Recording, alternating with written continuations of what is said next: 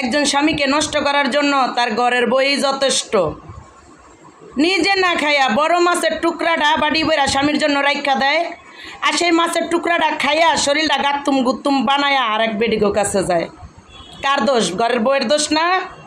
Better লেগা না রাইখা তুমি নিজে খাইয়া ফেলাইতে পারতা না? তোমার তো শরীরে কাজে দিত, শরীরের চেহারাটা গেলেস মারতো, তাইলে তোর জামাই আরেক দিকে চাইতো না, তোমার দিকে অন্তত হইলে চাইতো। দোষটা তো তোমারই। নিজের কাপড় চুপুর তুমি ধুইতে গেলে একটু হুইল পাউডারের হিসাব করো, অথচ স্বামীর কাপড় চুপুর ধুইয়া ভাস করে স্থারি করে রাইখা দাও যাতে পইরা আর এক সেরি করে নিয়ে ঘুরতে পারে পার্কে গিয়া। তাহলে দোষটা কার? ঘরের বউয়ের না? হ্যাঁ, নিজের বেলায় টাইম মেনটেন করো না, অথচ 12টা বাজার আগে ভাত তরকারি রান্দা রেডি করে রাখো, স্বামী আইসা খাবে, আবার টাইম মতো ডেটিং মারতে যাবে। তা 10 টাকার ঘরের বউয়ের না? হ্যাঁ, তুমি জামার চিন্তা না কইরা তুমি যদি নিজে রান্না বাড়া কইরা তাড়াতাড়ি করে খাইয়া গোসলটা ঠিক মতো করতা,